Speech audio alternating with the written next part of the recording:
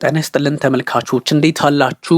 ዛሬ ላይክ፣ ሰብስክራይብ፣ ሼር አድርጎ የተለያዩ ሀሳቦችን አጋሩ። በኢትዮጵያና በግብጽ በኤርትራ በጠቅላላ በአፍሪካ ቀንድ ጉዳዮች ላይ በጣም ውስብስብ የሆነ ፖለቲካ ተፈጥሯል። ኢትዮጵያንም ወደ መክበቡ ይገኛሉ የግብጽ ፖለቲከኞች። ግን ይህ ሲባል በምን መንገድ ነው እየከበቡ ያሉት? ይሳካላችኋል ወይስ አይሳካላቸውም የሚለውን በተለየ መንገድ እንመለከተዋለን። ተመልካቾቻችን ከዚህ ከህዳሴው ግድብ ጋርና አዳዲስ ይገነባሉ ብለው ካሰቧቸው ግድቦች አንጻር የግብጽ ፖለቲከኞች ራሳችንን የመከላከል መብት አለን፣ ሉዓላዊ መብት አለን የሚል ሀሳብና ዛቻ እየጀመሩ ነው። ይህ በእርግጥም እንዴት ነው ሊያሳኩት የሚችለው የሚለው እንዳለ ብዙ ምላሽና ጥያቄ አለው። ግን የሚሆንላቸው አይመስልም።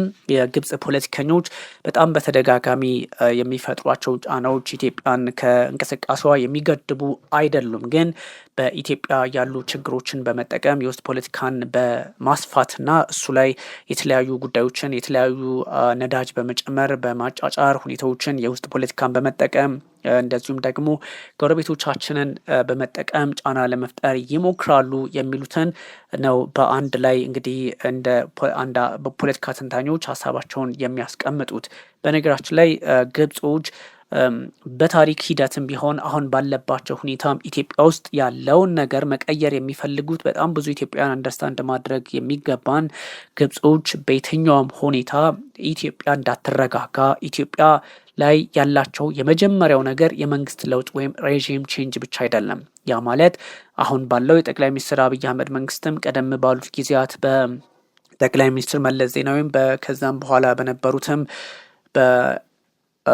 ጠቅላይ ሚኒስትር ኃይለማርያም ደሳለኝ ጊዜ ከዛ በፊትም በደርግ በኃይለ ሥላሴም በጣም በዘመናት የግብጽ መንግስታት ከሺህ ዘመናትን በፊት ጀምሮ በትክክልም ዋነኛ ዓላማቸው ኢትዮጵያ ውስጥ ያለው መንግስት እንዳይረጋጋ ማድረግ ብቻ ሳይሆን መንግስት መቀየር እነሱ የሚፈልጉትን ማምጣት ብቻ ሳይሆን ይሄኛው ያባት ነው የተገባ ነው። ምክንያቱም እንደምታውቁት እንደዚህ አይነት ሁኔታዎች በዓለም ፖለቲካ ላይ የተለመደ ነው፣ ይደረጋል። ምንም ይሄ አዲስ ነገር አይደለም። ግን አስቸጋሪው ነገር እነዚህ ሰዎች ዓላማቸው መንግስት መቀየር ወይም ሬጂም ቼንጅ አይደለም። ዓላማቸው በጣም እጅግ የረቀቀ ኢትዮጵያ የምትባል ሀገር ሁልጊዜ ተዳክማ የምትቀጥል ድሃ ራሷን የማትከላከል መሆን አለባት የሚል እምነት አላቸው። ይሄ የማይካድ ሀቅ ነው። ምክንያቱም ለዘመናት ሲሰሩበት የነበረ ጉዳይ ነው እና አሁን ላይ ያለውን በተለያየ መንገድ በእነዚህ ሀገራት መካከል ያለው ማለትም በኢትዮጵያና በግብጽ መካከል ያለው ግንኙነት በታሪክ ምዕራፍ ራሱ በጣም በርካታ ጉዳዮች አሉት። እሱን እነግራችኋለሁኝ። ግን ኢትዮጵያ ውስጥ መሸወድ የሌለብን ነገር ኢትዮጵያ ውስጥ ያለውን መንግስት ሁልጊዜም ቢሆን መቀየር፣ መለወጥ፣ ሬጂም ቼንጅ እንዳልኳችሁ ያባት ነው መንግስት መቀየር። አሜሪካን በተለያዩ የአፍሪካ ሀገራት እጅግ በርካታ ቁጥር ያላቸው መፈንቅለ መንግስት አድርጋለች። ራሷ የምትፈልገውን መንግስት አምጥታ ታውቃለች። ያባት ነው፣ የተሻለ ነው። ግን ደግሞ አስቸጋሪው ኢትዮጵያም ላይ እንደዚህ አይነት ነገር እንዲፈጠረን ብቻ ሳይሆን የሚፈልጉት የግብጽ ፖለቲከኞች በተለይም ከታሪክም አሁን ድረስም ያሉት አገር እንዲፈርስ ነው የሚፈልጉት። ይህን መካድ የለብንም። ሬጂም ቼንጅ ችግር የለውም። መንግስት ቢለወጥ እነሱ የሚፈልጉት እንዲመጣ ቢፈልጉ ይሄ የአንድ ሀገር ጂኦፖለቲካሊ ራይቫል የሆነ ሀገር ስሜት የተገባም ነገር ሊሆን ይችላል። ግን በጣም እርግጠኛ ሆነን መናገር የምንፈልገው የጠቅላይ ሚኒስትር ቤንያሚን ኔታንያሁ መንግስት ጠቅላይ ሚኒስትር አብይ አህመድን መንግስት በዚህም በዛም ብለው ግብጾች አዋክበው ከስልጣን ቢያነሱ እነሱ የሚፈልጉትን መንግስት ማምጣት አይደለም ዋነኛው ዓላማቸው። ኢትዮጵያ የምትባል ሀገር እድሜ ልኳን ደካማ ሆና እንደዚሁ እየተናከሰች እየተጨራረሰን እርስ በርስ እንደዚህ አይነት ፈታኝ ሁኔታ ውስጥ እንድንቀጥል የማድረግ ቁልፍ የሆነ ዓላማ ነው ያላቸውና እሱን የማሳካት እሱን በሱ መንገድ የመሄድ ነው። ይሄን አንደርስታንድ ማድረግ ያስፈልጋል። ኢትዮጵያ እንድትፈርስ ነው እንጂ አዲስ መንግስት አይደለም የሚፈልጉት ነው ለማለት የፈለግኩት። ይህ ሲባል ግን ኢትዮጵያ እጇን አጣጥፋ የምጠብቃቸው አይደለችም።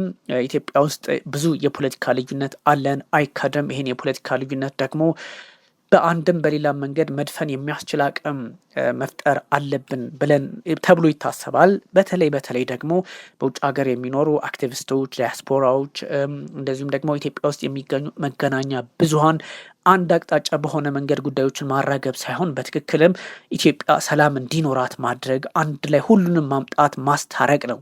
ፖለቲከኞችን ሁልጊዜ መርሳት ያስፈልጋል። ያ ማለት ፖለቲከኛ ዓላማው ሚሽኑ ምኑ የምታውቁት ነው። አንድ ፖለቲከኛ ለሀገር ያስባለው ቢልም እንኳን በአፉ እንደዛ ቢልም እንኳን ስልጣኑን ካሳጣው አገር ብትቀጥል ባትቀጥል አይ ዶንት ኬር ሊል ይችላል። እና እነዚህን ጉዳዮች ኢትዮጵያን አንደርስታንድ ማድረግ ሁልጊዜ ለሰላማችን ፖለቲከኞችን መርሳት እርስ በርስ የሚያደርጉት ለህዝብ ቆም ያለው በሚል የሚፈጥሩት ጫና ለህዝቡ ምንም መፍትሄ የለውም። ለምሳሌ ህወሓትን መመልከት ትችላላችሁ። ህወሓት is not fighting for Tigrayan people እንደምታውቁት ለትግራይ ህዝብ ነው ወይ ስልጣን ነው ወይስ ደግሞ ለትግራይ ህዝብ ነው ወይ ህወሓት ፋይት የሚያደርገው ብላችሁ መውሰድ ትችላላችሁ። እንግዲህ በተለያዩ የሀገራችን ክፍልም ያለውን በትክክልም የሚዋጉት ፋይት የሚያደርጉት ለዛ ለቆሙበት ማህበረሰብ ነው ወይ የሚሉ ጥያቄዎችንም እንደዚሁ ማንሳት ያስፈልጋል። ምንም ጥያቄ የሌለው ከብዙ ኃይላት መካከል ከብዙ ሰዎች መካከል በአንድ ግሩፕ ውስጥ በጣም ወሳኝ የሆኑ ወጣት ፖለቲከኞች ወሳኝ የሆኑ ወጣት ሰዎች እናውቃለን። በትክክልም ወደ ውጥረት ሲገቡ ወደ ጦርነት ሲገቡ ህዝቤን እከላከላለሁ ብለው የሚገቡ አሉ።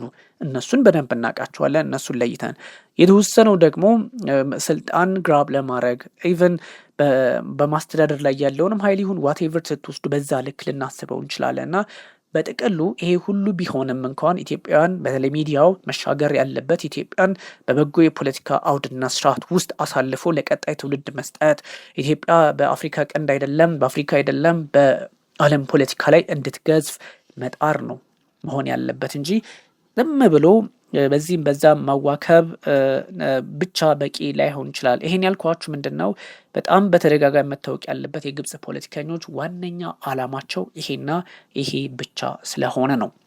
እንግዲህ ኢትዮጵያ ውስጥ ሬጂም ቼንጅ ብለው የተለያዩ ኃይሎችን ሊደግፉ ቢችሉም ግብጾች ኢትዮጵያ ላይ ያን ቡድን ደግፋ ለምሳሌ ህወሓትን ግብጽ ብደግፍ ወይም ደግሞ ፋኖን ብደግፍ ወይም ደግሞ ኦኤልኤፍን ብደግፍ ወይም ደግሞ ሌሎችን ብደግፍ ወይም ራሱን ብልጽግና ብደግፍ ግብጽ ምንድነው አላማዋ? የምትደግፈው እርስ በርስ ጦርነቱ እንዲሰፋ እንጂ በትክክል ኢትዮጵያ ውስጥ የተረጋጋ መንግስት እንዲመጣ አይደለም። ይህን በጣም እንግዲህ መረዳት ነው የሚያስፈልገን። እንደው ጀነረስ በመሆን የምንናገረው ሀሳብ ሳይሆን በትክክልም የግብጽ ፖለቲካ አንደኛው ይሄ ነው። በዋነኝነት ወደኋላ ኢትዮጵያን እንዴት ነው እየከበበች ያለችው የሚለውን እነግራችኋለሁ። ግን የግብጽ ፖለቲከኞች ለዘመናት ኢትዮጵያን በምን መንገድ ነው ሲመለከቷት የነበረው አሁንስ ቢሆን የሚለውን መውሰድ ያስፈልጋል። ግብጾችና ኢትዮጵያውያን እጅግ ለበርካታ ዘመናት በክፉ በደግ የሚባል አይደለም በአብዛኛው በከፋ ሁኔታ ጫና ለመፍጠር እየተሞካከሩ የነበሩ ናቸው። ኢትዮጵያውያንም የዋዛ አልነበሩም። በተለይም ደግሞ በድሮ የነበሩ ነገስታቶች አባይን ገድበው ግብጽ አደገኛ በሆነ ሁኔታ ውስጥ እንድትኖር የማድረግን ፍላጎት ነበራቸውና ቀልድ አይደለም። እነሱም እንደሚሉትም ብቻ አይደለም በዚህኛውም በኩል አደገኛ የሆነ እርምጃ እንዳለ ምንም ጥያቄ የለም። ግብጾች ኢትዮጵያ የአባይ ውሃ ፍሎውን ታሰናክልብናለች ወይም ጫና ውስጥ ታስገባብናለች፣ እንዲያውም አቅጣጫውን ልታስቀይረው ትችላለች በሚል ከዚህ ቀደም የተለያዩ ጥያቄዎችን ስታነሳ ነበረ። አሁን እንግዲህ ኢትዮጵያ መገደብ ስትጀምር 1 3 4 5 እያለች ደግሞ ሌሎችንም ልትገድብ ትችላለች የሚለው ስጋት ሲኖርባቸው ጦር አዘምታለሁ የሚል አይነት እርምጃ ውስጥ ገባች። ከዚህ በፊት አንድ ታሪክ ላንሳላችሁ። ይሄ አረቦች ተባባሪ ሆናሉ ወይ ለግብጾች የሚለውንም እዛውን መልሰዋለን። የኮፕቲክ ኦርቶዶክስ እንግዲህ ተከታዮችን ታውቃላችሁ። ከዚህ በፊት የነበረውን የፖለቲካ ሂደት ወደሱ በደንብ በዲቴል አንገባም፣ እናንተ የምታውቁት ስለሆነ። ብዙ ጊዜ የአባይ ወንዝን በማስፈራሪያነት በመጠቀም በግብጽና በእስልምና ሃይማኖት ላይ ጫና ለማሳደር የሚያስፈራሩት ኢትዮጵያውያን ብቻ እንዳልነበረ መዘንጋት የለበትም። ግብጾች ክርስትናን ጫና ውስጥ ያስገባሉ፣ ግብጾች ኢትዮጵያን እስልምናን ጫና ውስጥ ያስገባሉ የሚል ናሬሽን አላቸው። ግን ነው ወይ ነው ኢትዮጵያ ለእስልምና ያላት ቦታ ከጥንት ጀምሮ ምንድነው? በነብዩ መሐመድ ኢትዮጵያ እኮ የተጻፈላት እኔ በቃ ፈጣሪ ምን ይባላል ያው እሳቸው እንትን ያሉ ናቸው እንጂ ነብዩ መሐመድ ኢትዮጵያን የታደጉ አባት ናቸው። እውነት ለመናገር በቃ ኢትዮጵያን የታደጉ ናቸው። ለምን አስባችሁታል? ነብዩ መሐመድ ኢትዮጵያን እንደዚህ አደገኛ መልእክት አስተላልፎ ቢሆኑ ኢትዮጵያውያን ጠላት ናቸው ለአረቦች፣ ኢትዮጵያውያን ለእስልምና ጠላት ናቸው ብለው ቢሆን ኖሮ ግብጽ ይሄን የመሰለ ጉዳይ አግኝታ ነው ወይ በመላው ዓለም ያሉ ሙስሊሞችን እስከ 2 ቢሊዮን የሚደርሱ ሙስሊሞችን አምጥታ ነበር ልታሰፍርብን የምችለው? ግን ነብዩ መሐመድ እንዴት ልበላችሁ እሳቸው ኢትዮጵያን ጭራሽ ኢትዮጵያን አትንኩ ብለው የሚገርም ሀሳባቸውን ሰጡልን። የሚገርም እንግዲህ ሀሳብ አይባልም ኦፍኮርስ የሳቸው ግን ይህን የመሰለ ጥሩ ቃል ሲሰጡ ለኢትዮጵያውያን አረቦች በሙሉ ኢትዮጵያን የሚመለከቱበት መነጽር እንደምናስበው አይደለም። ብዙ ኢትዮጵያውያንን ለማናገር በተለይም አረብ ሀገር የሚኖሩ እንደነ ኡስታዝ ጀማል ያሉትን እንደነ ፕሮፌሰር አደም ካሜል ሌሎችንም አረብ ሀገር የሚኖሩ ኑሩ የሚባሉ አሉ። እነሱን ሞክሬ ነበርና አረብ ሀገር የኖረ ሰው ነው ግብጾች ምን ያህል ክፉ እንደሆኑና ሌሎቹ አረቦች ግን ለኢትዮጵያን በጎ እንደሚያስቡ ፓኪስታን ብትሄዱ፣ ኢንዶኔዥያ ብትሄዱ፣ ቱርክ ብትሄዱ፣ ሳውዲ ብትሄዱ፣ ካታር ኤቭሪዌር ብትሄዱ ኢትዮጵያ ለእስልምና ያላትን ትልቅ ቦታ ይናገራሉ። ግብጾች ግን ኢትዮጵያ እስልምናንም ጫና ውስጥ በማስገባት እንዲህ ታደርጋለች በሚል ስም ለማጥፋት ትሞክር ነበረ። ጭራሽ ክርስትናንም ለክርስትናም ስጋት አድርጋ ለመውሰድ ትሞክር ነበረ እና ሁለቱንም ሃይማኖቶች እርስ በርስ ለማጋጨትም ብዙ ጥረቶችን ስታደርግ የነበረች ብዙ ኃይላትን እየደገፈች የኖረች ኢትዮጵያውያን አንድ ሆነው እንዳይቀጥሉ እንዲገነጣጠሉ በማድረግ ትልቅ ሚና ያላት ኤርትራ የተገነጠለችበትን መንገድ ታውቁታላችሁ። ከ1954 ጀምሮ ሻቢያን በማስታጠቅ ያደረገችውን ነገር ሻቢያን በመፍጠሩ ረገድ ያለውን ለኤርትራውያን የማይበጅ መንግስት በማምጣትም የሚታወቅ ነው። በነገራችን ላይ ግብጽ ለኤርትራም ጥሩ አይደለችም። ኤርትራ አሁን ላለችበት ሁኔታ ሁሉ የነ ሙርሲ መንግስት ያሁን የሲሲ መንግስት እንደዚሁ ከዚህ በፊት እንግዲህ ሙስሊም ብራዘርስ ፓርቲዎቹ ጭምር ተጠያቂም ናቸው። በነገራችን ላይ ያን ሁሉ የቀይ ባህር ጠረፍ ይዛ እስከ 1900 ኪሎ ሜትር ምንም አይነት እንቅስቃሴ እንዳታረግ ያደርጋሉ። ኤኒዌይ ይሄን ያነሳውላችሁ በታሪክም እነሱ አደገኞች ናቸው ነው። እንግዲህ አንድ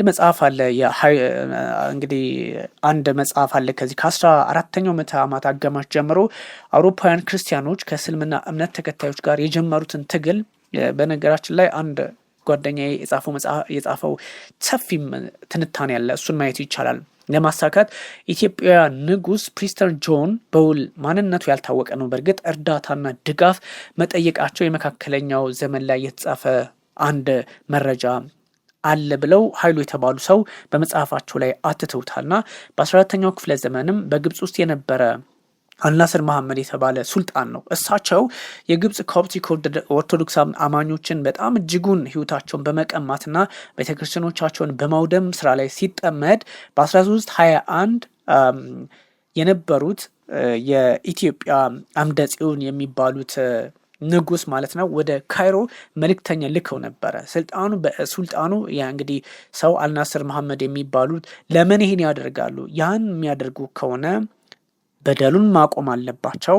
ስለዚህ ማታቆም ከሆነ የአባይን ወንዝ አቅጣጫውን ቀይረውና ወደ ሆነ ቦታ ወስደዋለሁ በሚል አስፈራሯቸው። የግብጽ ህዝብን ለችግር እንዳይዳርጉ እረፉ ነው ያሉት። ይሄ ማለት እንግዲህ ሃይማኖታዊ ይዘትን ለመስጠት ሳይሆን ሃይማኖታዊ ጉዳይ ያለው ብቻም ሳይሆን ኢትዮጵያውያን ከጥንት ጀምሮ ግብጾች ምን እንደሚያስቡ ግብጾች ለኢትዮጵያ ያላቸውን አመለካከት ይረዱ ነበረ ነው። አሁን ኢትዮጵያ ተጨማሪ ግድቦችን በተለይም ደግሞ ኢንጂነር ሀብታሙ ኢተፋ የውሃና ኤነርጂ ሚኒስትሩ ሀሳብ ሰጡ ተብሎ ነው እንግዲህ ግብጾች ካልተዋጋን ምናምን ሚሳኤል ካልተኮስን የሚሉት ይህን ሲሉ እንደ አዲስ አይደለም። ኢትዮጵያን እንደነገርኳችሁ በ1321 ዓመተ ምህረት በ14ኛው ክፍለ ዘመን ኢትዮጵያውያን በአምደ ጽዮን ዘመን እንደዚህ አይነት አቋም ነበራቸው። የመገደብ ጉዳዩ ከዚህ እንደሚነሳ አስባችሁታል? በ1321 እና ከዚያም በፊት ኢትዮጵያውያን የአባይን ውሃ ጥቅም ይረዱ ነበረ። በነገራችን ለግብጽ ብትሄዱ የግብጽ ዜጎችን እንዲሁ ተራ ዜጋ ወይም ደግሞ ወከር የሆነ መንገደኛ ብትጠይቁ ውሃው ከየት ነው የሚነሳው የአባይ የናይል ብትሉት ታይራ አደባባይ ይላል። ወይም ደግሞ በኢትዮጵያና በኤርትራ መካከል ገነት የሆነ ቦታ አለ ከዛ ነው ሊሉ የሚችሉት። በትክክል እንኳን ህዝባቸው እንዲረዱት አያደርጉም እና በጣም ከባድ ነው። ዳንኤል ክንዴ የተባሉ ፒኤችዲ ሆልደር ናቸው ዶክተር። እሳቸው በታሪክ ምርምራቸውም ላይ ያስቀመጡት ይሄን ነው እና ኢትዮጵያን ከዚህ አንጻር ስለ አባይ ያላቸው አመለካከት ቀላል አልነበረም። እንዳልኳችሁ በ1321 ከዛ ደግሞ አጼ ዘርዓ ያዕቆብም ቢሆን የግብጽ መንግስት እንደዚህ አይነት ጫና በመፍጠራቸው ሂደት ውሃውን እንደሚገድቡባቸውና እንዳይንቀሳቀስ ወደ ግብጽ እንዳይገባ አድርገው ሊይዙባቸው እንደሚችሉ የግብጽ መንግስትን ሲያስጠነቅቁበት የነበረው ጊዜ የሚታወስ ነው። አሁን የብልጽግና መንግስት ፒፒ ያመጣው ሀሳብን ብቻ አይደለም። ኢትዮጵያን አባቶች ኢትዮጵያን በታሪካቸው የአባይን ውሃ በመዝጋትና በመክፈት ግብጽ ላይ ጫና መፍጠር እንደሚቻል ፖለቲካዊ አረዳዱ ነበራቸው። የአሁኑ የሚለየው እኔ ጀኒውን ሆኜ ነው የምነግራችሁ። የአሁኑ የሚለየው ራሴም ልጠቀም ለኤሌክትሪክሲቲ ለፓወር ለህዝቤ ምናምን ነው፣ ሌላ ነገር የለውም። ኢሪጌሽን ቢሆን ከባድ ነው። ኢሪጌሽን ከባድ ነው። የመስኖ ልማት ቢሆን ውሃን አቁሞ ወደ መሬት ድጋሚ ማስረግ ምናምን ስለሆነ ከባድ ነው። ግን እንደዛ አይደለም። የኢትዮጵያ መንግስት ያለው አቋም አብረን እንጠቀም ነው፣ የጋራ ጥቅም ውስጥ እንግባ ነው የሚለውን ለማንሳት ነው። እንግዲህ ግብጽ በተለያየ ጊዜ ኢትዮጵያ ላይ ጫና ለመፍጠር ሞክራለች ብቻም ሳይሆን ፈተናም ሆና ቆይታለች እና ይህ ድርጊት እንግዲህ ትንሽ አስቸጋሪ ሊሆን ይችላል። በተደጋጋሚ እንዲህ አይነት ነገሮችን እንሰማለን። ግብጽም ደግሞ በተመሳሳይ አባይን ለመቆጣጠር ኢትዮጵያን እጅግ በከፍተኛ ሁኔታ የፖለቲካ ጫና ስታደርግ ቆይታለች። የውስጥ ፖለቲካዋን በማወክም ትታወቃለች። አንድሩ ካርልሰን የተባለ ሰው ይህን በተመለከተ አንድ ጉዳይ ጽፈዋል። ግብጽ ኢትዮጵያ ውስጥ በሃይማኖት ምክንያት ግጭት እንዲፈጠር እጅግ ደግሞ የኢትዮጵያ ሙስሊሞችና ክርስቲያኖች ጦርነት ውስጥ እንዲገቡ በጣም ከፍተኛ ሚና ተጫውታለች። በ16ኛው ክፍለ ዘመን በግራኝ አህመድ ወቅት የነበረውን ቀውስም ኪዩስም ከተመለከትን በትክክልም የካይሮ እጅ ነበረበት። ቀላል አይደለም። ያ ማለት እንግዲህ ኢትዮጵያውያን በክርስትናና በእስልምና ተከፋፍለው እንዲፋለሙ ትልቅ አሉታዊ ሚና የተጫወተች ነው። በ19ኛው ክፍለ ዘመንም በጣም ብዙ ነገሮች ስንመለከት ነበረ። ከመካከለኛው ክፍለ ዘመን እስከ 19ኛው ክፍለ ዘመን ባለው ሂደት እጅግ አስቸጋሪ ነው እና ብዙ ግብፃውያን ከምድረ ገጽ ለማጥፋት ጥቁር አባይን ወደ ቀይ ባህር ወይም ወደ ሌላ ቦታ ኢትዮጵያ ትጠልፋለች የሚል ሀሳብ ሲያራምዱ የነበረበት ሰዓት ነበረ። የግብፅ ፖለቲከኞች በዛ ሰዓት በ16ኛው ክፍለ ዘመን ማለት ነው። ግን አንድ የዲፕሎማቲክ ሚሽን ይዞ የመጡ በ1840 16ኛው ክፍለ ዘመን ላይ ማለት ነው አልባሬዝን እንግዲህ የነበረ ሚሽን ነው። አልባሬዝ የሚባል ሰው ነው። ከዛ እንዲሁም በ1618 ሚያዝያ ላይ አባይ ድረስ የመጡ ሰዎች ጀሱቶች ናቸው። ኢትዮጵያ በሰዓቱ ቀይ ባህርንና አካባቢውን ወደ ቀይ ባህር የአባይን ውሃ መውሰድ እንደማስችል አቅሙ እንደሌላት ማስቀመጣቸው የሚታወስ ነውና ግን አያችሁ ወደ ቀይ ባህር መውሰድ ይቻላል የሚል ሀሳብም አለው ማለት ነው። ወደ ቀይ ባህር መጥለፍም ይቻላል ነው ጉዳዩ። የማይቻልበት ግን በዛ ሰዓት የነበረው ጀሱቶችና እና አልባሬዝ ያስቀመጡት በ1540 እና በ1618 ላይ ያስቀመጡት ምንድነው? እነዚህ ሁለቱ በተከታታይ ቴክኖሎጂ የላትም የሚል ነው። ግብጽ እንግዲህ በጣም በተደጋጋሚ ችግር ፈጥራለች። ግብጽ፣ ቱርክና ጣሊያን ብዙ ጊዜ ኢትዮጵያ ተዳክማለች ብለው ባሰቡ ሰዓት ብዙ ጊዜ ሽኩቻዎችን የውስጡን በመጠቀም ፈተና የሆኑ ሀገራት ናቸው። ምንም ጥያቄ የለውም እና ቱርክም ያው እንደምታስታውሱት በባይዛንታይን ኤምፓየር ጊዜ ማለት ነው የኢትዮጵያ ሀገራዊ ፍቅርና ስሜት ለሁሉም ጋር ትውፊታዊ ሀብት የሆነችው ሀገራቸውን በኃይል መቆጣጠር የመጣውን የባዕድ ወራሪ ኃይል በአንድነት በመመከት የሚታወቁ ናቸው እንጂ አሁን ባለው ሁኔታ ቢሆን ትንሽ ፈታኝ ነው። በቅድሚያ ቱርክ ነበረች ኢትዮጵያን በተደጋጋሚ ለመውረር የሞከረችው። ምክንያቱም ኦቶማን ቱርክ ወይም ደግሞ በዛን ጊዜ የነበረው አስተዳደር መካከለኛው ምስራቅ ላይ ከፍተኛ ይዞታ ነበረው። እንደምታስታውሱት እነ ፍልስጤምና እስራኤል ባሉበት ምድር ላይ እነ ሊባኖስን፣ ሚድል ኢስትን አብዛኛውን የተቆጣጠረ ነበረ ኦቶማን ቱርክ እስከ 1918 አካባቢ አንደኛ ዓለም ጦርነት እስከሚጠናቀቅ ድረስ እና ከሱ ጀምሮ እጅግ ሰፊ እንትን ነበረውና ኢትዮጵያውያንን ለመውረርም አላማ ነበራቸው። ምክንያቱም ቀይ ባህርን፣ ህንድ ውቅያኖስን እና አካባቢውን ሙሉ በሙሉ ለመቆጣጠር በሩ ይከፈታል ተብሎ ስለሚታሰብ መካከለኛው ምስራቅም ጭምር ለመያዝ ይሄን ሁኔታ ነበረ ሲጠቀሙበት የነበረው። እነሱም አሉ የባልካን ሀገር ድረስ በከፍተኛ ሁኔታ በ16ኛው ክፍለ ዘመን በሰሜን አፍሪካ ያሉ እንቅስቃሴዎችንም ለመቆጣጠር ትክክለኛውን እርምጃ የወሰደ ነው። እንግዲህ የቱርኮችን ደግሞ በመጡበት አጋጣሚ ሌሎች ሀገራትም ተደጋጋሚ እየመጡ ነበረ። ቱርኮችን እንግዲህ በመከተል ደግሞ ግብጾችም እንደዚሁ አይነት ጫና ለመፍጠር ሞክረዋል። የቱርኮች በተለይም ደግሞ የኦቶማን ኢምፓየር እንደምታውቁት ግዛት ማስፋት ነው። ሌላ ዓላማ የለውም። እንደምታውቁት ግዛት ሲሰፋ ያው ኃይል ምናምን ይኖራል። ኦፍኮርስ እንደምታውቁት ሰሜን አፍሪካን፣ መካከለኛው ምስራቅን እንደዚሁም ደግሞ ቀይ ባህርን፣ ህንድ ውቅያኖስን በበል መንደብን ጨምሮ እስከ ስዊዝ የመቆጣጠር ፍላጎት ስለነበራቸው ነው የቱርኮች ማለት ነው። የቱርክ ኢምፓየር ያን የነበረው ኦቶማን ቱርክ የሚባለው ማለት ነው። ከዛም በኋላ ግብጾች ደግሞ ከነሱ የተለየ ነው። ግብጾች አባይን መቆጣጠር ሙሉ በሙሉ አባይን ከተቆጣጠሩ በኋላ የአባይን ምንጭ እንደዚሁም ደግሞ ቀይ ባህርን በመያዝ ከዛ እስከ ሜዲትራኒያን ህንድ ውቅያኖስ ድረስ ያለውን ሁሉንም አካባቢዎች መቆጣጠር ነበረ አላማቸው የግብጾች በየብስም በውሃማ አካላት ማለት ነው። አስባችሁታል? ቀይ ባህር፣ ህንድ ውቅያኖስ፣ ናይል ከዛ ደግሞ እስከ ሜዲትራኒያን ባህር ያለውን ጸጥ ረጭ አድርገው የማስተዳደር ፍላጎት ነበራቸው። ይህ በጣም እጅግ የቆየ ፍላጎታቸው ነው እና በዚህ ሁኔታ ብዙ እርምጃዎችን ወስደውብናል። በነገራችን ላይ ብዙ ጥቃቶችን ለመሰንዘር የጉንደትና የጉራን ጦርነት ታስታውሳላችሁ። በ19ኛው ክፍለ ዘመን የሆነ ነው። ስለዚህ ብዙ ሙከራዎችን አድርገው ነበረ። እንግዲህ ፓሻ በእስማኤል ፓሻ የተደረገ የግብጽ መሪ ናቸው በሰዓቱ የነበሩ። እሳቸው እንግዲህ የጠናከረ እርምጃ ለመውሰድ በእንግሊዝና በሌሎች ቅኝ ገዢ ሀገራት ጋር በጣም ድጋፍ በማግኘት ወታደራዊ ድጋፍ በማግኘት ለመምጣት ጥቃት ለመፈጸም ሙከራ አድርገው ነበረ። እንደዚህ ደግሞ በጣም ኢትዮጵያን በዘመነ መሳፍንት እንደምታውቁት እንግዲህ ተከፋፍለን ነበር እስከ 1855 እንደምታውቁትና በተለያዩ አካባቢዎች እሱን ለመጠቀም ሞክረው ነበረ። እንግዲህ በጣም ብዙ አይነት ነገሮች አሉ። ግብጽ ወረራ ለማድረግ ወደ ምጽዋ መጀመሪያ ጦር ሙሲንጀር በተባለ የስዊዘርላንድ ተወላጅ ሰው ነው ተቀብሏቸው እየመራቸው ወደዚህ አካባቢ ለመውሰድ ሞክሮ ነበረ እና ሀባብናን፣ ከረን የሚባሉ ቦታዎችን እንደዚሁም መንሳን የሚባሉ አካባቢዎችን በ1864 ዓመተ ምህረት መውረር ቻሉ። በ64 እንግዲህ በእኛ አቆጣጠር ማለት ነው።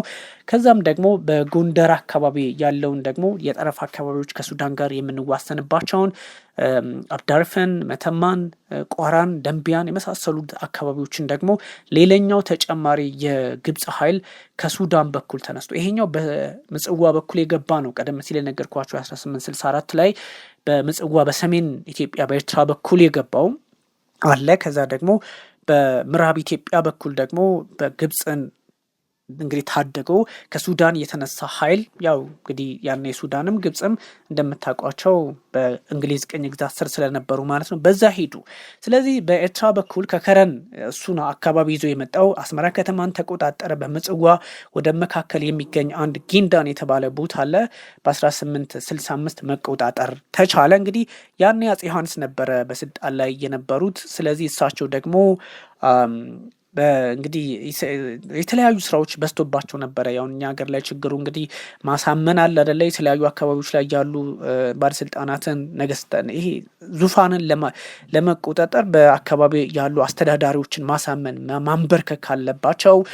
ማሳመን አለ፣ ጦርነት አለ፣ እንደዚሁ እጅ እንዲሰጡ ማድረግ አለ፣ ወይም እንዲገብሩ ማድረግ አለ። ኢትዮጵያ ውስጥ ችግሩ ይሄ ነው። ስለዚህ አፄ ዮሐንስ ችግር ውስጥ ነበሩ። ግን እንደዛም ሆኖ እሳቸውም ቢሆኑ ችግሩን እንግዲህ ትተው ከጦርነቱ ይልቅ በሰላም ለመፍታት በሰዓት ሞክረው ነበረ ከካይሮ ጋር አልሆነም። ከዛ እንግዲህ ምንም እንኳን የሀገር ውስጡ ፖለቲካ ፈተና ቢሆንባቸውም እሳቸውም እንግዲህ በተወሰነ መጠን የራሳቸውን እርምጃ ወሰዱ በሰዓቱ ማለት ነው። አፄ ዮሐንስ ሰው አሸናፊ ነበሩ። ከዛ ለዚህም እንግዲህ በጊዜው ለተለያዩ የአውሮፓ ሀገራት እንግዲህ ደብዳቤ ጽፈው እንደነበረ ይነገራል። ሽምግልና እንዲቀመጥ ማለት ነው። ግን አስቸጋሪ ነው። በ1867 ዓመተ ምህረት ግብጾች በምስራቃዊ የኢትዮጵያ ክፍልም መጡና ዘይላ አካባቢ የሚባለውን ቦታ ተቆጣጠሩ። ከዛ አልቆሙም። ሀረርጊን ያዙ ግብጾች ማለት ነው። እንግዲህ አፄ ዮሐንስ የሰላም ጥያቄያቸው ውድቅ ተደረገ። በ1865 ደግሞ ጥቅምት ላይ ጉንደት በተሰኘ ስፍራ ላይ ከግብጾች ጋር እጅግ ከባድ የሆነ ጦርነት ከፈቱ። እነሱንም እንግዲህ ጉራም ላይ ጉንደትም ላይ አሸናፊ ሆኑ ማለት ነው። ብዙ ታሪክ አለው እንደምታውቁት። ኢትዮጵያን ከጥንት ጀምሮ ዲፕሎማሲን እንደሚከተሉ ማሳያ ነው። እንግዲህ የኢትዮጵያ ጦረኞች በጣም አስቸጋሪ በሆነ መንገድ ነበረ ሲሄዱ የነበረው። መሬት ላይ እንግዲህ በጣም እጅግ አስቸጋሪ የሆነ ጦርነት ላይ ገጥሟቸዋል። በዛ ብቻ የሚቆይም አይደለም። በዚሁ በአፋር በኩልም አንድ የግብፅ ኃይል በአፋርም በሱዳንም በሰሜን ኢትዮጵያ ኤርትራም ነበረ ያን የወረሩን። በአፋር በኩል እንግዲህ ግብጽ ሞከረች። በኢትዮጵያውያን እጅግ ከባድ የሆነ ቅጣት ነው የደረሰባት። የውጭ ዜጎች በዚህ ጦርነት እንደነበሩም ይነገራል። አዶልፍ አንድረፕ እንዲሁም የስዊዝ አሳሽ የነበረ ዋርነር ሙዚንገርም ነበሩ። በጣም ተጠቃሽ ናቸው። ግብፅን ጦር የመራ ነው ኢትዮጵያን ትወረን ለማድረግ በታጁራ ወይም አሁን ታጁራ ወደብ ምናምን በሚለው በጅቡቲ በኩል የገባው። እንግዲህ ኢትዮጵያ በጉንደትና ጉራ ወታደራዊ ድል ተቀዳጁ። ከዛም ደግሞ በተለያየ ፖለቲካ ባህሩ ዘውዴ ፕሮፌሰር ኤሚሬት ናቸው ፕሮፌሰር ባህሩ ዘውዴም በዛ ልክ ጽፈዋል። እንግዲህ በአፋር በኩል ደግሞ አንድ ኢትዮጵያዊ ስማቸውን እንደ አሁን ለጊዜው ስለዘነጋሁት ነው እንጂ በጣም ወሳኝ አንድ ሙስሊም ኢትዮጵያዊ እዛ አካባቢ የሚያንቀሳቅሰው ማለት ነው በቁጥጥር ስር አድርጎ ወስዷቸዋል። በነገራችን ላይ አሉላ አባ ነጋም በዚህ ጦርነት ስማቸው የሚነሳ ነውና እጅግ አስቸጋሪ ሁኔታዎችን ነው በታሪክም እነዚህ ሀገራት እየመሩ ወይም ደግሞ ኢትዮጵያን ጫና ውስጥ ለማስገባት ሲሞክሩ የነበረውና በተለይም ደግሞ በዚህ ሂደት ውስጥ ያሉትን ጉዳዮች መፍትሄ መስጠት አልተቻለም። ስለዚህ አሁንም እንግዲህ እንደዚህ ሰፋ ያለ ነገር የነገርኳችሁ በእነዚህ አካባቢዎች ላይ የነበረ ውጥረት ዛሬም መልኩን እየቀየረ የሚያብራሩትን ነገር ጣጣ እየፈጠሩብን እዚህ ደረጃ ላይ መድረሳቸውን እንደው ለማሳየት ነው። አሁንም ደግሞ በተለይም ደግሞ አረቦች ኢትዮጵያን እንደማይነኳት ማሳያ እጅግ በጣም በርካታ ማሳያዎች አሉ። ከነዛ መካከል እንግዲህ በዋናነት ቀደም ሲል የነገርኩላችሁ የነብዩ መሐመድ ንግግር ኢትዮጵያን እንዳትነኩ ማለታቸው ኢትዮጵያ እንግዲህ ያው በዛ ዘመን በነበረው በቁረይሽ አስቸጋሪ ጊዜ ሲፈጠርባቸው እስልምና እምነት የሚከተሉ ወገኖችን የተቀበሉበት መንገድና ሁኔታዎች ከዛም ውጭ እንግዲህ አረቦችና ኢትዮጵያ የነበራቸው ግንኙነት በጎ የነበረበትን ሰዓት ስታስታውሱ በቀይ ባህር ፖለቲካ አብሮ የሰሩ በመሆናቸው ሌላውን ትተኑ ከዚህ ከሃይማኖቱ አንጻር ህዝብ ለህዝብ ትልቅ ትስስር ስላለ አረቦች ኢትዮጵያን እንደማይነኳት ግልጽ ነው። ግብጽ ግን ይህን ነገር ለመጠቀም ትፈልጋለች። እንግዲህ እንደምታውቁት እነ ሳውዲ አረቢያን ለመያዝ ትሞክራለች። ሳውዲ ደግሞ ኢትዮጵያ ጋር በጎ ግንኙነት አላት። እነ አረብ ኤምሬቶችም እንደምታውቁት ወዳጅ ናቸው። እነ ካታርም የትኛውም አረብ ሀገር ቱርኪያው አረብ አይደለችም ኦፍኮርስ፣ ግን የትኛውም አብዛኛው እስልምና እምነት የሚከተሉ ሀገራት የኢትዮጵያ መጥፎ አመለካከት የላቸውም እና ከዛ አንጻር ነው ግብጾች ቢፈልጉም አረቦች ግን እንዲህ አይነት ነገር ውስጥ የመግባት ፍላጎት የላቸውም። ኢትዮጵያን ያከብሯታል እንጂ እነሱ እንደሚሉት ለመውጋት ፍላጎት የላቸውም ያልኳችሁ። ብዙ ጥያቄዎች ግን የሚነሱበት ሁኔታ አለ። ብዙ አፍሪካውያን ከኢትዮጵያ ጎን መሆናቸውን ግን ምንም በአደባባይ መናገር ይቻላል። በተለይም ደግሞ እንደነ ዶክተር ማሳና የሚባሉ አንድ እንግዲህ በጣም የታወቁ በናይል ወንዝ ጉዳይ ላይ ሀሳብ በመስጠት የሚታወቁ ፒኤችዲ ሆልደር ናቸው። እሳቸውን የሰጡትን ሀሳብ መመልከት ይቻላል። ግን ኢትዮጵያን ከበባ ውስጥ ማስገባት ሲባል ምንድን ነው የሚል ጥያቄ አለ። ኢትዮጵያ ከበባ ውስጥ ነች። እውነት ነው፣ ምንም ጥያቄ የለውም። ኢትዮጵያ ከበባ ውስጥ መግባቷ ይሄ አይካድም። ከበባው በምን አይነት ሁኔታ ከበባው በምን አይነት ይሳካላችኋል ወይ የማይሆን ነው። እኔ እርግጠኛ ሆነን መናገር እንችላለን። ይሄ ግን ኢትዮጵያን ለዘመናት እንዳልኳችሁ ክሊር የሆነ አቋም ኢትዮጵያን ይፈልጋሉ። እንደምታውቁት ኢትዮጵያን ያ ማለት እንግዲህ ከመንግስት ጋር አለመግባባት ውስጥ ያሉ ፖለቲከኞችም በጫካ የሚወጡ ሰዎች ይኖራሉ። ግን አፍተር ኦል ያው ለኢትዮጵያ የሚሰራ ስራ ኢትዮጵያ ስትኖር አይደለ በብዙ ነገሮች አብሮ መስራትም የሚቻለው ሀገርን ማሻገር ስልጣንም አንድንም ህዝብ መመከት የሚቻለው ያው ሀገር ስትኖር ነው እና ከዛ አንጻር ይረዱታል። ኦፍኮርስ በጣም በዋነኝነት ግን ከበባ ውስጥ ገባች ኢትዮጵያ ያልኳችሁ በሁለት መንገድ ነው። አንደኛውና ዋነኛው ኢትዮጵያን ሁለት አይነት ስትራቴጂ አላቸው ግብጾች፣ አይሶሌሽን ኤንድ ኢንሰርክልመንት የሚባለው ማግለልና መክበብ በጣም አስቸጋሪ ነው። እያገለሉ መክበብ ኢትዮጵያን አሁን ለምሳሌ በናይል አካባቢ መክበብ ኢትዮጵያን የኤርትራን መንግስት የኢሳያስን ነው። የኤርትራን ህዝብ መቼም ልናገረው አልችልም ቢካዝ እንደኛው በመከራ የሚኖር ህዝብ ስለሆነ ኤኒዌይ በሁለቱም በኩል ያለው ጉዳይ እንደሱ እንዲታይ ስለሚፈለግ ነው። ደስ ሜን ኢትዮጵያን መክበብ ሲባል በጎረቤት ሀገራትን መጠቀም ሱዳን ለይቶላታል፣ ሰሜን ሱዳን ማለት ነው ለይቶላታል። የአብደልፈታህ አልቡርሃን መንግስት የለየለት ጸረ ኢትዮጵያ አቋም ያራምዳል። ይህ ግልጽ ነው። የኢሳያስ መንግስትም ከኛም ስህተት ሊኖሩ ይችላል፣ ግን እሱም ግልጽ የሆነ አቋም ነው ያለው ኢትዮጵያን በተመለከተ። በአሁኑ ሰዓት የጅቡቲ መንግስትም የሚታመን አይደለም። የኢትዮጵያ ወዳጅ ለመምሰል ይሞክራል። ተከበናል ያልኳችሁ ከዚህ አንጻር ነው። ኤኒዌይ ሚሊተሪ አሊያንስም አላችሁ እንደምታውቁት። ሶማሊያ አለች። ሶማሊያ፣ ኤርትራና ግብጽ ከዚህ ቀደም 2004 ላይ ያደረጉትን ስምምነት ማስታወስ ይሄ ከበባ ነው፣ ኤንሰርክልመንት ነው። አይሶሌሽን ማለት ደግሞ ከዚህ ከቀይ ባህር ፖለቲካ ማግለል ኢትዮጵያን፣ እሱ ደግሞ አይሶሌሽን ይባላል። እና በእነዚህ መንገዶች ኢትዮጵያ ጫና ውስጥ ትገባለች ነው። ሚሳኤሉ ምንድን ነው ብላችሁ ልጠይቁ ትችላላችሁ። ሚሳኤሉ ምንድን ነው? የናይል ወንዝን እንግዲህ እንደምታውቁት ከ74 ቢሊዮን ኪቢክ ሜትር ውሃ በላይ መያዝ የሚችል ነው። እሱ ላይ የተፈጠረ ችግር እሱን መምታት መሞከር፣ እሱን ጫና ማድረግ ሚሳይል አለው ማለት። ሚሳይሉ ምንድን ነው? ከፈሰሰ እጥብ አድርጎ ደለል ምናምን ብቻ አይደለም፣ እጥብ አድርጎ ግብፅን ማጥለቅለቅ ይችላል። አስዋንን መደርመስ ይችላል። ሜዲትራኒያን ድረስ ከባድ ፈተና ይፈጣል። ካይሮን ያናውጣታል። ስለዚህ ከዛ አንጻር ነው ሚሳይል ታጥቀዋል ያልኳችሁ። እንግዲህ ሉዓላዊነታችንን መከላከል አለብን እያሉ ነው። ሉዓላዊነታቸው ምንድነው? ኢትዮጵያ የራሷን ሀብት በጣም አስቂኝ እኮ ነው። በራሷ አንጡራ ሀብት ላይ እንዲህ አይነት ነገር እንዳትጠቀም ማድረግ ምን ይሉታል? በጣም ብዙ ሰዎች በጥያቄ መልክ የሚያነሱት ነው። ኤኒዌይ እንግዲህ እንደዚህ አይነት ጉዳዮች ሰፋ ያለ ሁኔታን ይፈልጋሉ። ማቹርድ የሆነ ሀሳቦች እንዲወጡም ይጠበቃል። አፍተር ኦል ግን የግብጽ ፖለቲከኞች አላማ አንድና አንድ ነው፣ ኢትዮጵያውያንን ማተራመስ፣ ኢትዮጵያውያን ማፍረስ ነው እና ከሱ አንጻርም ሀሳቦችን እንድትረዱ ትፈልጋለሁ። ተመልካቾቻችን ለነበረን ጊዜ በጣም እጅጉን አመሰግናችኋለሁኝ። ቢኒያም ካሴ ረዥም ሰዓት ደቂቃዎችን አውርቻችኋለሁ። ታንክ ዩ ቨሪ ማች። ሀሳባችሁን ስጡ። በጣም ነው የማመሰግናችሁ።